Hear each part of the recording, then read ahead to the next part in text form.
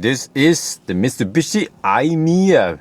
Yes, it's called the triplets because there are actually three cars that is based on the same platform. It's this one, the i-MiEV, the Peugeot i1, and the last one, oh, I always forget the last one, C0. Yeah, and they are slightly different when it comes to interior, but the i-MiEV, the Mitsubishi, is the best of them all. It has the best equipment and also slightly better battery than the other, if I remember correctly. The other ones, they're missing one module.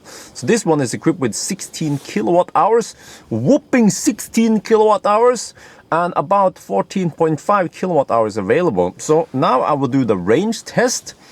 Unfortunately, I cannot have the heater on. If I fire up the car, if I start the car, then the charging process will stop.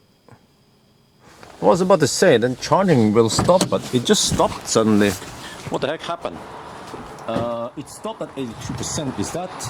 Is that the hard program to work like that? Let me try to restart it. It seems to work now.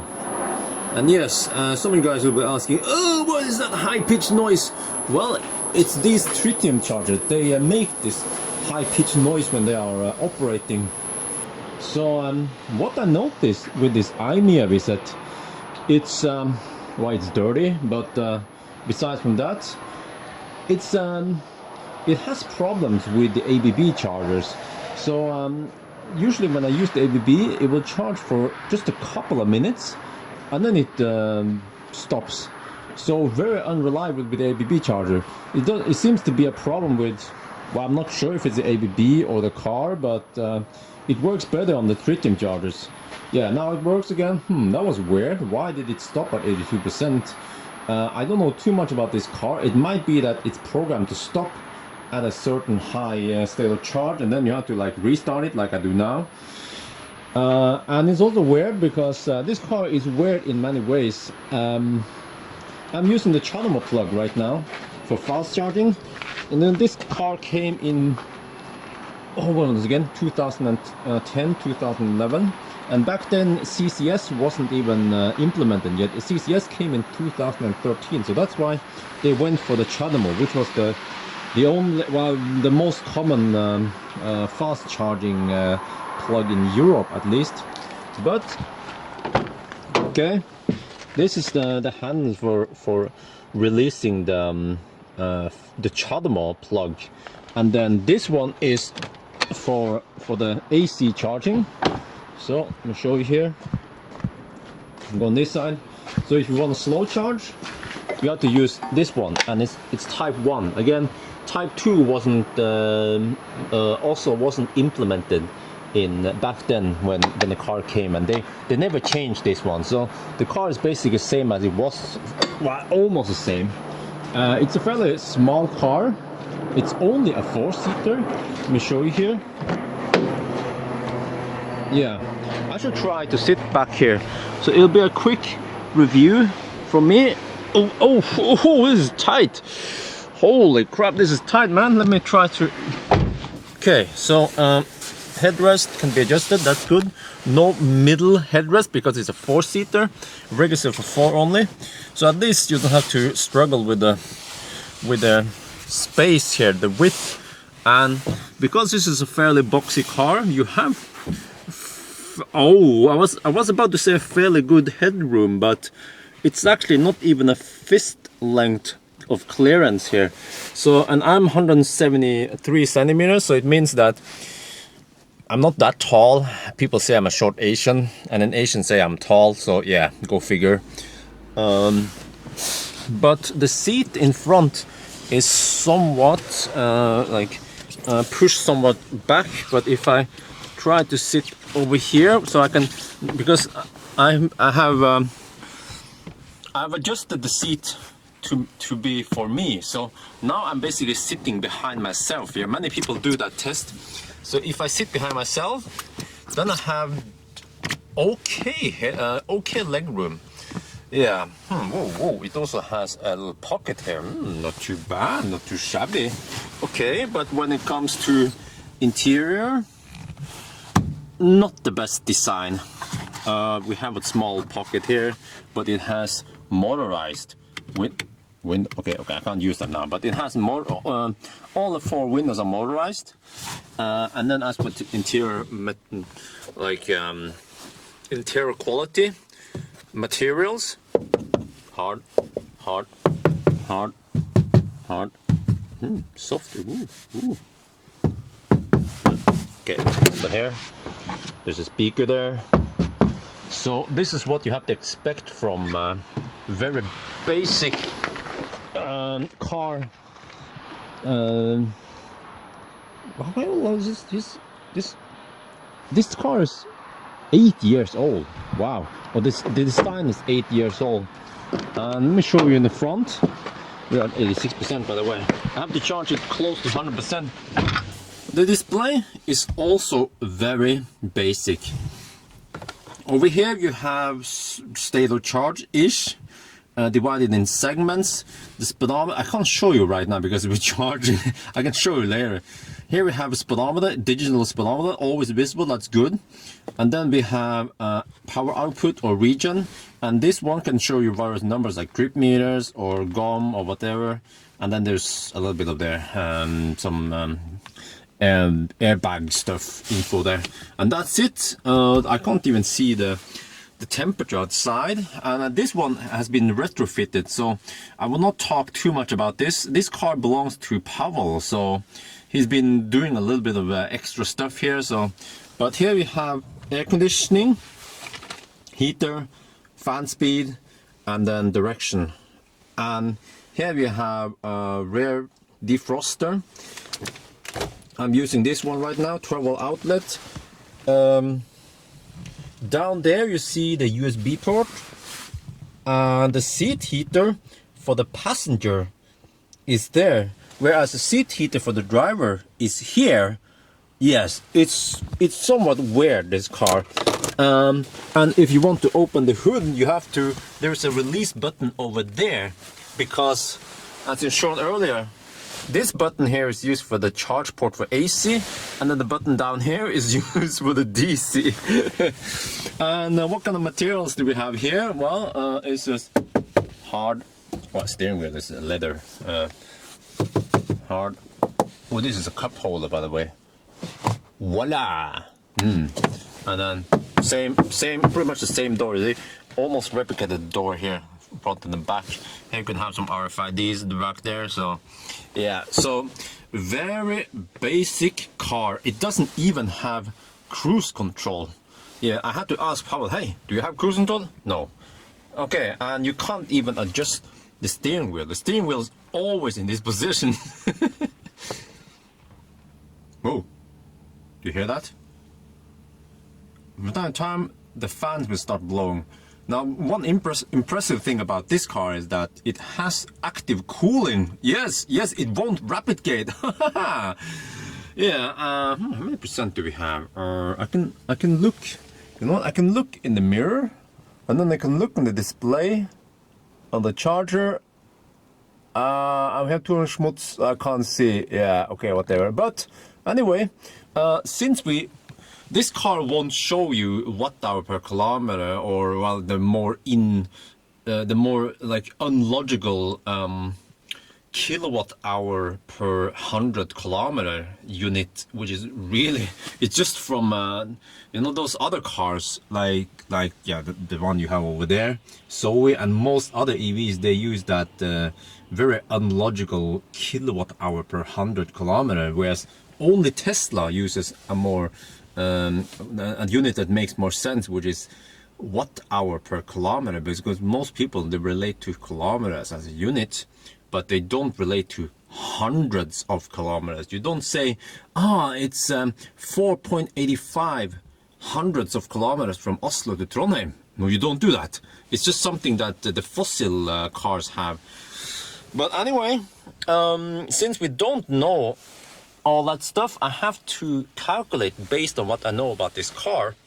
And the plan is to drive from Nebenes here to Espa and back again. Well, this one claims 33 kilometers. It's supposed to be 60 kilometers, this round trip. So if we know the distance, and we look at state of charge, and we know how much energy it has, we can calculate the consumption, and we can also estimate the range. So I think we are good to go now. Let me check. Go out and check. How many percent do we have? Nice weather today. It's a little bit wet. It's a mix of wet and dry. I would say the tarmac is damped. Yes, just like they say in Top Gear, right? So we have 90%. I hope that's enough to drive 60 kilometers. Yeah, based on my trip here, it seems like 100 kilometers. I mean, 100% should be good for about 80 kilometers. So yeah, let's wait a little bit more and then we unplug and go. By the way, but before we start, I should tell you about the gears. So we have park, reverse, that's fine. Neutral, drive. B is supposed to be, it's supposed to have a higher regen. Now you can't activate more regen by using the brake like many other EVs, more modern EVs. So this one, supposedly, according to Powell, the owner, gives you stronger regen, but also more power, he claims. All right, and then the C is the eco mode. Now, if you have the Peugeot and the other one, the two other the triplets, they don't have these two. But then what you can do is actually you can take off this cover, and then you can just cut out this part because the gear is supposedly there, and so you can kind of like hack it to enable these two gears if you need them. The C is the eco mode, and you see here when you change the gears, it will actually show it in the other cars too. So I will use the C mode since it's that eco setting or whatever. Finally, we are on the move, and because this car does not have a cruise control, then I have to manually throttle. So I already measured beforehand that the speedometer is about 4 kilometers per hour off. So I had to try to hover around 94-ish kilometers per hour. Yeah. So we are trying to do the 90 kilometers per hour run. We will not do the 120 kilometers per hour run. It will be way, well actually maybe we should, just for fun. Okay, I'll see if I'm in the mood for it. Okay, I was going to check the weight here, but it says CA, maybe calibration needed or whatever, but it doesn't matter because here, see, I actually checked it earlier today. Yeah, so you see the weight distribution, and it's slightly tail heavy, but this car is rear-wheel drive. Yeah, it's somewhat unique. Well, not unique, but rare. Not many EVs are rear-wheel drive. Right, on we go with the rest of the test then. Wow, it's so quiet on Mjøsa today, or Mjøsen, yeah. Norway's biggest lake, no wind, but notice something here. Okay, we have a little bit of schmutz, not too easy to see in the camera, but you know what? This car has wiper nozzle on the wiper arm. Oh yes, like a bus. So that's nice. Yeah, the wipers are great. Just one wiper. This is ESPA, yeah, the turnaround point at 30 kilometers. And we have what seems to be about 55% left. So that means we have consumed about 40% to get here. So, okay, looking good so far. Seems like we should be able to get back at least. Ah, look at that nice sunset. Oh, it's 4:40 right now in the afternoon, and I can feel like the days are getting longer. We are in mid-February right now.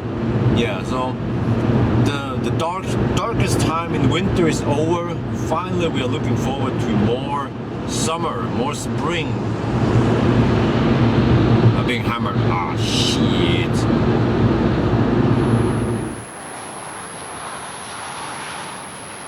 We are back at Nivenes and fast charging. So we came here with 21%, but I'll just show you something. Because the battery is so tiny, and we get, I estimated before that we get about a 35 kilowatt. So it's not the fastest charging, but I never seen percentages go up so fast before. Look. So we've been here just 2 minutes. Wow, okay, it might be 2.5 minutes by now, but less than 3 minutes, and we already gain how many percent? 10%. Yeah, all right, let's get inside the car and start crunching the numbers. All right, sorry for the noise. Every time I charge, it will just blow the fan. I can't switch it off. Maybe it's actually dumping in the leftover heat from the battery inside the cabin. Maybe some of you guys, experts, can tell me, yeah. But anyway, if you look at the numbers here, we drove, well, according to the trip meter, it was 60.8 kilometers. Whether that's correct or not, I'm not sure, but okay, let's assume it. It sounds, I mean, when I try the other runs with other cars, the trip meter usually shows a little over 60 kilometers. All right, and we started with 95%, ended up with 21, so we consume 74%. And then if you do the math, based on the 60 kilometer run, we can drive 80 kilometers. Not too bad. Now keep in mind that this is winter temperature with a little bit of wet road and stuff, so in summer maybe 100 kilometers. And the consumption was 176 watt-hour per kilometer. So is that high or low? Well, it's higher than Ioniq, yes, and also smart ass with Ioniq be like, that's inefficient. But compared to some of the other cars, well, maybe about the same. But okay, this car is fairly light, but I get the impression it's not that efficient compared to, let's say, a bigger car, a Leaf, or some of the other cars. That even Kona should be more efficient. So, but it's always hard to try to replicate this exact same result based on the same weather and all that. But yeah, good stuff. So I guess I will juice up, and I feel like trying the 120 kilometers per hour run. So I will juice up enough, and then I will do a shorter run, because I simply can't drive 60 kilometers to that one. So I will drive a 20 kilometer loop, and then we try to calculate the rest. We are on the move, cruising at 120 kilometers per hour. So I don't know if Pavel has ever driven so fast in this car before. Yeah, let's hope I don't run out of juice. But I did my calculation, and I'm supposed to consume about 35%. We just turn around, we're heading back now. It was a quick run, and we're down to about 55%. Looking good so far, yeah, alright. Let's hammer it back to Nevernes.